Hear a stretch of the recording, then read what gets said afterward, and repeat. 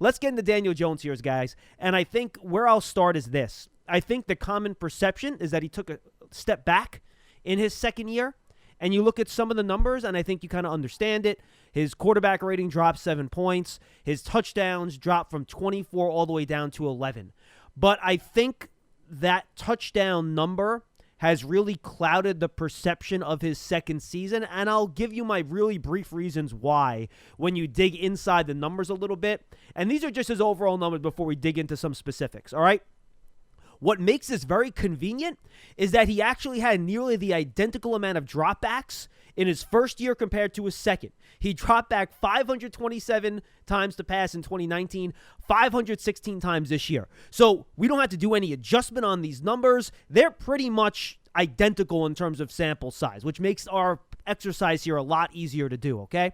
His completion percentage jumped to 0.5%.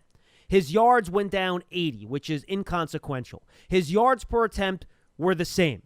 His average depth of target did drop around 0.5 yard, which is significant, but not a big deal. His interceptions dropped by 2, and we'll talk about the turnover-worthy plays a little bit later. He was sacked 5 more times. So, guys, if you look at the peripheral numbers and you kind of push those touchdowns aside, the overall numbers are pretty much the same, and there wasn't that much of a change aside from the turnovers, which we'll get into in a second. Paul? Well, I happen to agree with you. I think Daniel Jones took a bad rap because I've got a different set of numbers that also indicate what do you got? That the bottom line is his explosive plays were down, and I blame that on the lack of explosion from the skill positions. I look at the fact that Evan Ingram couldn't find the end zone. If he tried to walk through the Atlantic Ocean, he still couldn't find it. I look at the fact that Darius Slayton labored through a foot problem the entire time. I looked at the fact that Golden Tate's production went absolutely south as far as could be. And I think it's very telling that when you look at the throws of Daniel Jones this past year, aerial targets of 15 yards or more, last year had 14 I'm sorry. Yeah, I have it here. He had five touchdowns and 7 picks last year in such situations. This year, 6 touchdowns and only 1 pick because he was a lot more accurate. But what happens is with the 24 touchdowns to the 11 touchdowns, the significant drop in touchdowns, it comes on the short throws, specifically in the red zone. Okay? In the red zone last year, Daniel Jones, 13 touchdowns, no picks. This year, 7 touchdowns and 2 picks. Now, what's the big difference in those numbers? And by the way, completed 68% of his passes in the red zone this year compared to 56 last year. Why the change? Well, 2 reasons. Number one, the Giants ran the ball better. So when they got into the red zone, they were more balanced. So his passing numbers were going to take somewhat of a hit. But the other reason, in the short field, when you get to the red zone and you have less room to operate, you need guys like Slayton, Ingram, and Tate, and perhaps Barkley coming out of the backfield to weave their magic and to get open in those short spaces so that he can find them for touchdowns. But that didn't happen this year. Ingram had trouble getting open. Tate, I don't know what happened to him other than he may be near the end of the line. And Darius Slayton was hurt, and Barkley wasn't playing. So that's the reason for some of the number dips, specifically the touchdown dips. It's not about Daniel Jones. Daniel Jones played about as well as he did last year. But the scoring punch, I believe, is the result of his skill position guys not stepping up and making plays for their quarterback. Now, I've been saying that all season long. Now, I want to jump in for a second, Lance, and I will let you take your turn, but I have a couple numbers to supplement. He went to about 3 different areas, Paul, here, so I want to jump in on a couple of them here because I have a couple additional numbers. I agree with your red zone analysis. I think that's on the money. 6 fewer touchdowns in the red zone. I think that's a big part of this. The one thing that you mentioned that I thought was a big deal is that, and this is why I'm really encouraged, is he was much more efficient on deep throws this year, and I have passes of 20 or more yards. Last year, he was 16 of 54, which is a 29% completion percentage. This year, he was 20 of 43, which is a 46% completion percentage. That is a big, big difference. On 20-plus yard throws last year, he had 4 interceptions. He had no interceptions this year. Now, he had 11 fewer attempts. And my thought here, guys, and I'd like to get your take on this, I think a lot of people, and I was in this group, were vocal in that they should have tried to take some more shots down the field this year, and I do think that's a fair criticism. But when I looked at the tape of these plays, when I looked at the numbers, my thought here, Lance, is that they told Daniel, we want you taking fewer chances down the field to cut down on these turnovers. So while the attempts are down, the production is actually up. Despite the fact he had 11 fewer attempts on deep passes this year, he had 154 more yards on those deep passes this year, and he had no interceptions compared to 4 last year. He had about 3 picks last year where the safety came over on one of those deep throws and intercepted it in front of the wide receiver, right? He didn't have any of those throws this year on those deep throws. So I think maybe trying to reduce that volume to get more efficient attempts from deep was really beneficial to him, Lance, in the long run. Well, to me, the number that jumps out, and a few things that I just want to piggyback off of the two of you saying, the Giants last season had 54 pass plays of 20-plus yards. Now, that number is not just a reflection of the quarterback. To Paul's point, it's also a reflection of the skilled position players around the quarterback making the necessary plays. Plus, I also think having Saquon Barkley on the field helps to get those numbers up. Now, why do I bring up 54 in 2019? That number went down to 36 in 2020. Guys, that's a noticeable drop, okay? That's 18 plays that you had in 2019 that you didn't have in 2020. To say that that's just on Daniel Jones, I think is completely misleading. I think a lot of that is the loss of Saquon Barkley. I think that the biggest difference in the red zone is, yes, them leaning more on the run game when they got within the 20s as opposed to, as Daniel Jones' rookie year showcased, hey, let's give him an opportunity to make plays. So that, I think, was another reason why maybe you didn't see his red zone numbers jump off the page. Now, as far as Golden Tate is concerned, Paul, this is one thing that I think is important to notate when you talk about Golden Tate. He had 85 targets in 2020. He only had 52.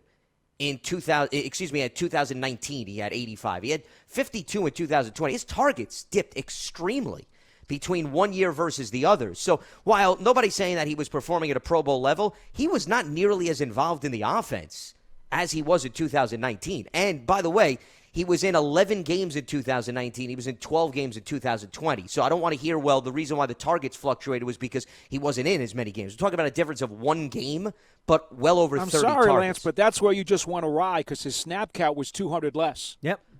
It was well, I get less. that, but Yep. but the targets. And why? Well, why was his snap count down? His snap count was down because he wasn't producing. He wasn't getting on the field much in the final month of the season. Well, and I think, Paul, maybe that they valued different things from that spot, too. I think they like getting Austin Mack in there to run block. I think they used a lot more 2 tight ends this year than they used last year, too. So I think, part of it's probably production, but I think they also just scheme things up a different way, too, which, by the way, also impacts how Jones's numbers might have went up or down. I just like to think that if Tate was making more plays consistently earlier in the year, he wouldn't have seen that drop. No, that's fair, too. Well, it's very possible. All I'm saying is, though, a difference between 30 targets versus one season or another, it's hard to make up that production if you're down 30 targets. No, of course. Regardless of whether or not you get – because remember, when you get the snap count, that doesn't mean you're getting the ball thrown to you. There's a difference between snap count and target count. Target count, if you said you got 100-some-odd targets and you only had 30 catches, yes, something's not right there, meaning you're not making plays. But if you're getting targeted less, it's hard to make up the deficit is what I'm arguing. But without the snaps, you can't get targeted because you're not on the field. 100%. But what I'm saying is that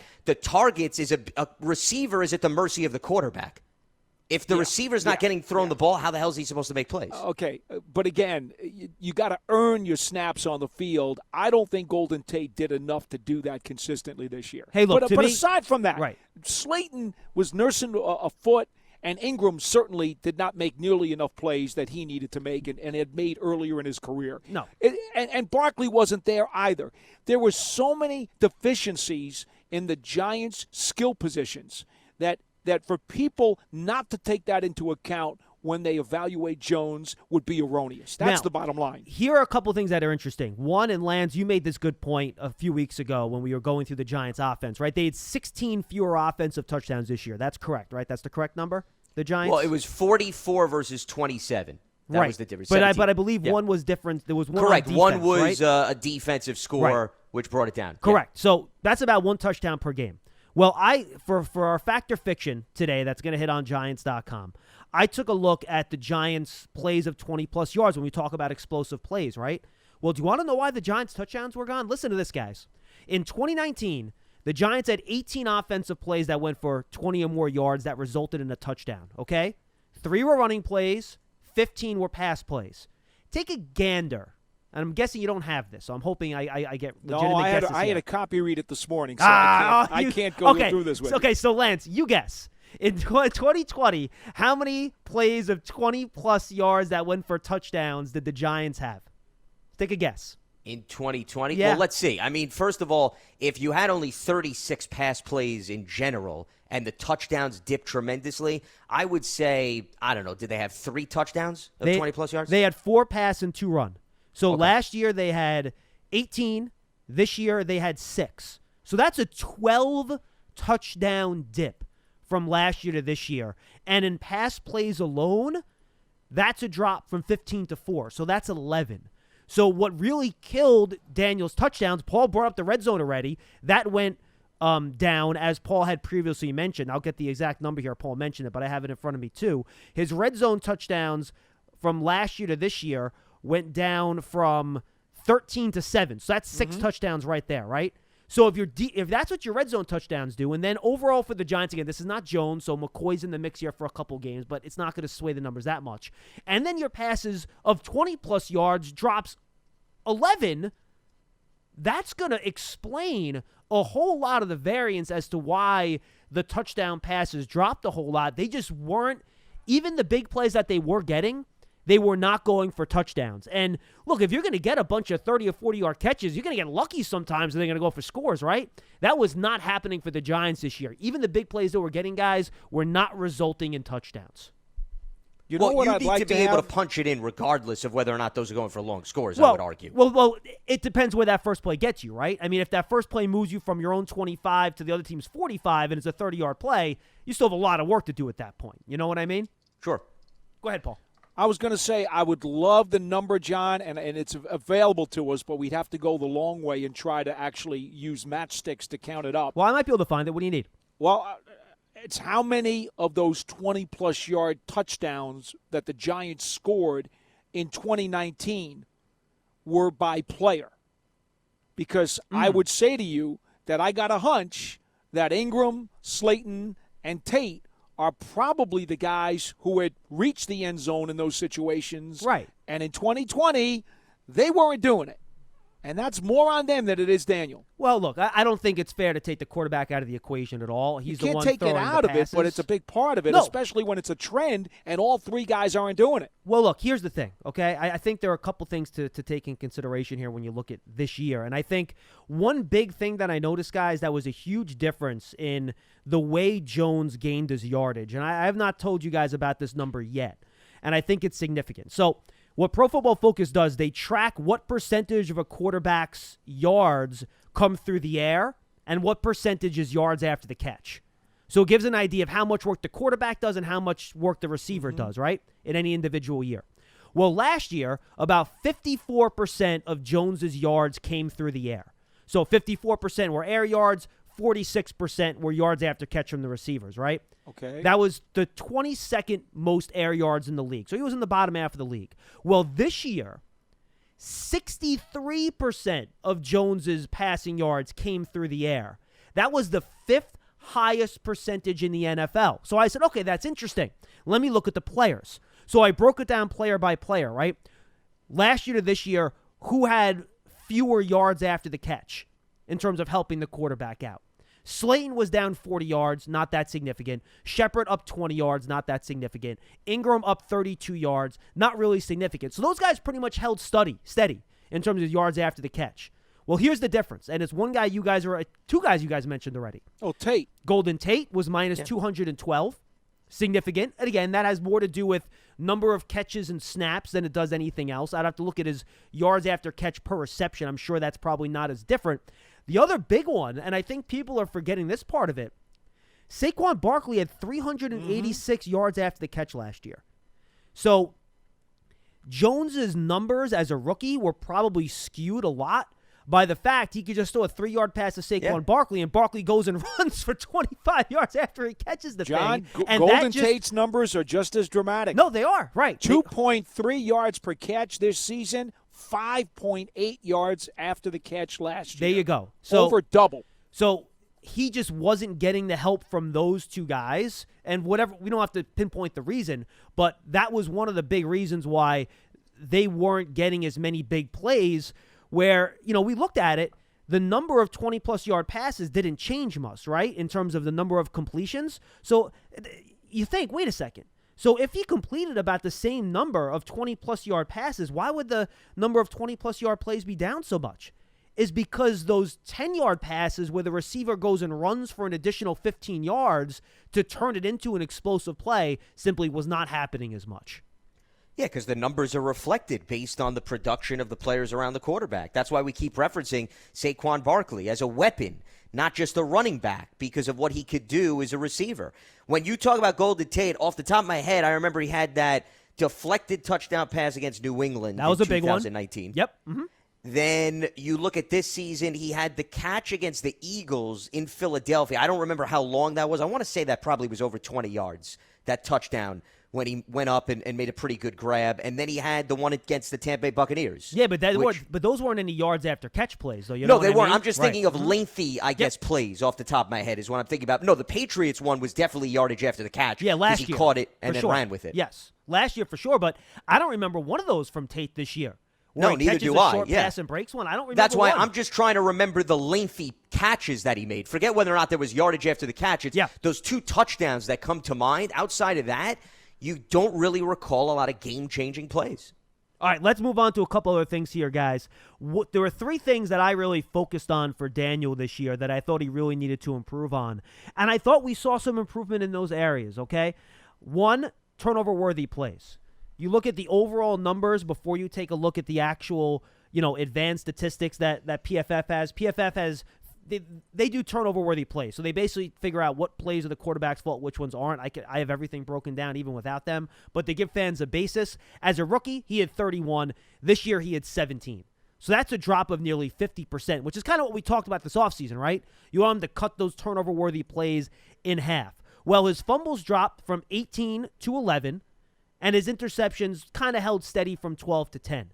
But if you look at it, he did do a better job of protecting the football, especially later in the year. Paul, if you want to get into some of the specifics with these turnovers, I have them written down too. But I think it is important to note that the big thing we asked from Daniel Jones heading into year 2 was to protect the football better. Mm-hmm. And he, by any standard, I don't care what metric you use, what eye test you use, he did a better job of that, period. Totally agree. Look, one of the fumbles they charged to him this year was Gallman dropping a handoff against Dallas in the final game of the season. Right. Mm-hmm. Well, so remember, he also got a fumble for the Evan Ingram pitch on the reverse play, too. Correct. Remember the one that went over Evan Ingram's hands? It was high and behind him against San Francisco. So 2 of those fumbles really need to come off the board, and that changes the statistical dynamic.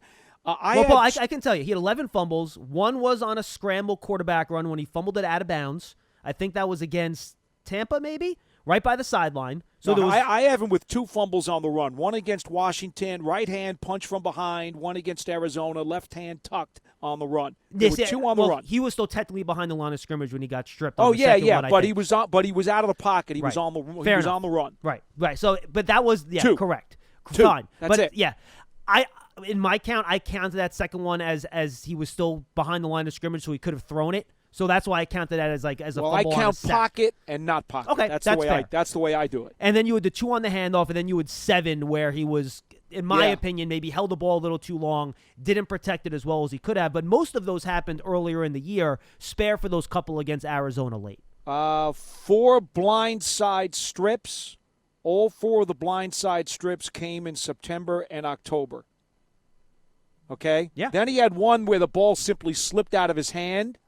Just literally slick and fell out of his hand against Washington on November the 8th. Then he cocked it to throw against Arizona and had that come out.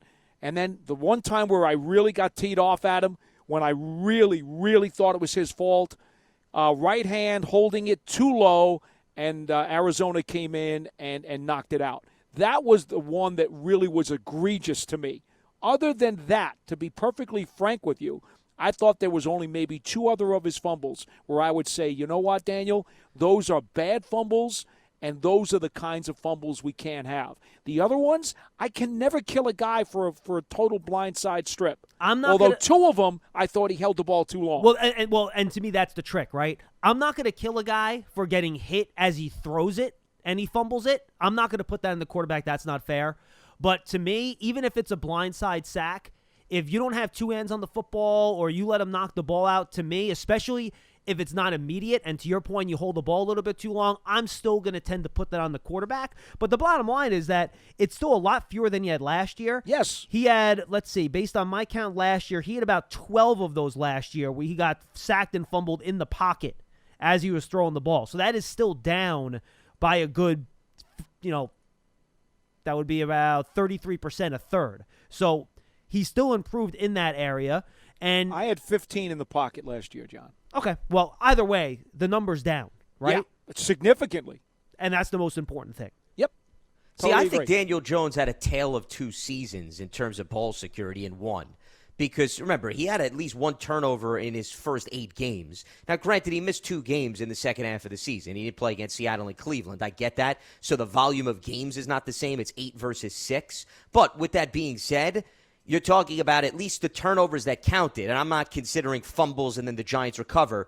He had the one against the Cardinals where he lost a fumble. That was one of the 3 turnovers for the Giants in that game. And then he had 1 lost fumble against the Dallas Cowboys. But remember, that was the handoff to Wayne Gallman. And that's it. I mean, those are the only turnovers that were charged against Daniel Jones in the final 8 games of the season.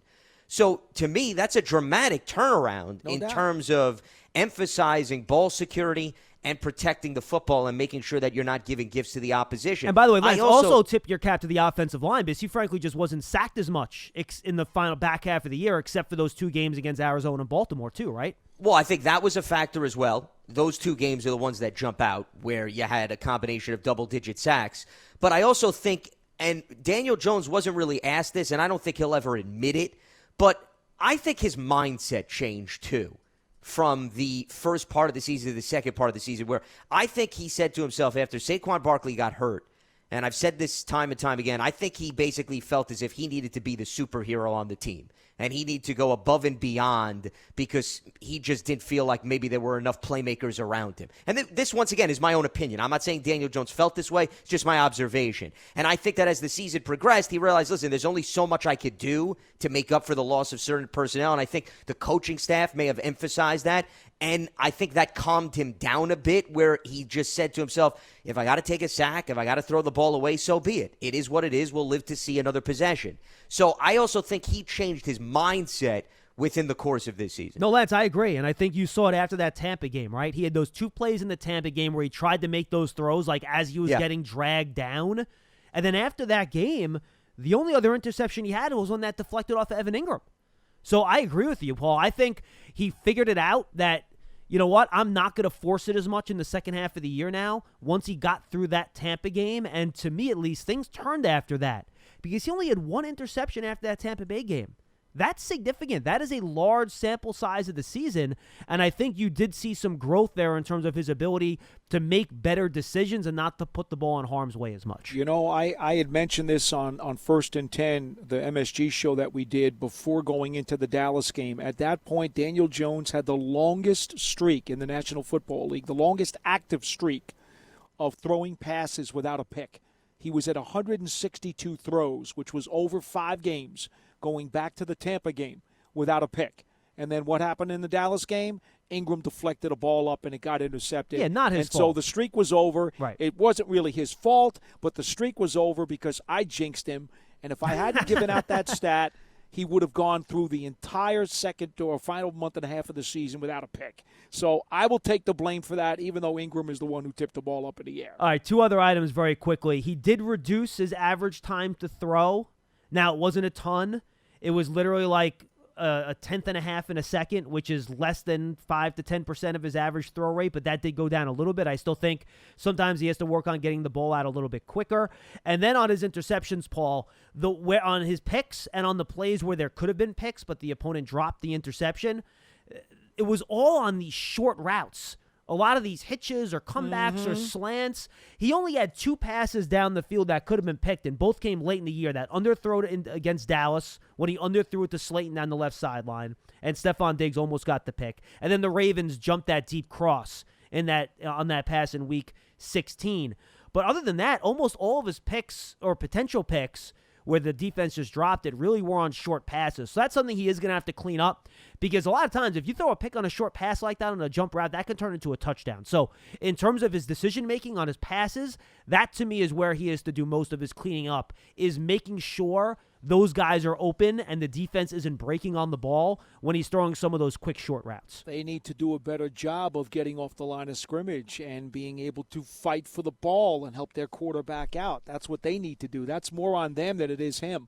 And I'll tell you one other thing. I've got there were Jones a couple responsible. plays. Now, in fairness, Paul, there were a couple plays where guys were just not open and he was throwing. I'm not going to tell you it didn't happen. Right. But generically, across the body of work for the entire season, this all goes back to why the Giants need playmakers, because the skill position guys did not do enough for him. But I want to go back to Lance's point, and yours too, John, about Jones making the proper decision of throwing the ball away or taking a sack. I charged Jones with taking 5 sacks last season. Okay? 5. That's it. This year, he understood that, hey, you know what? Maybe it's not such a bad idea to take a sack, because I had to charge him with taking 11 this year, where it was on him, where he decided, you know what? I am going to take the sack because it's the better play. He took 11 sacks this year, and I see that as a positive as opposed to a negative. Sure. Yeah, I agree. I think for any young quarterback, that's a part of the developmental process. Part of the process is to not have a negative play by you sort of making a negative decision, meaning even if it's you losing yards, you've protected your team because you didn't try to go the extra effort, which would have led to a turnover, or you ran out of bounds as opposed to staying in for an extra 2 yards, and then you would have taken a hit and maybe you would have coughed up the football. Those are the types of decisions, those are the types of plays, at least that I'm analyzing it from in terms of the numbers that you brought up. I wanted to also go back to your points about the shorter passes leading to mistakes. There was one play, and I could be wrong, but I think I'm recalling it correctly. The first game in Philadelphia, I believe one of his interceptions was a deflection off of Evan Ingram. Yeah. And it was when, Evan was running a relatively short in route, and then it got either thrown behind him, Evan got a finger on it, it led to an interception. So as much as that is about, to Paul's point, the skilled position players coming through, it's also about timing, guys, okay? And we can't lose sight of that. What I mean by that is if Evan is pushed off the line of scrimmage and he's jammed and Daniel is throwing more towards a spot as opposed to, waiting for the player, then to me that's on both individuals there. It's on the quarterback maybe needing to have a little bit more patience, and then, yes, to your point, it's on the skilled position player having to do a better job getting off the line so that the timing stays in sync with the quarterback. But those shorter routes, I could point fingers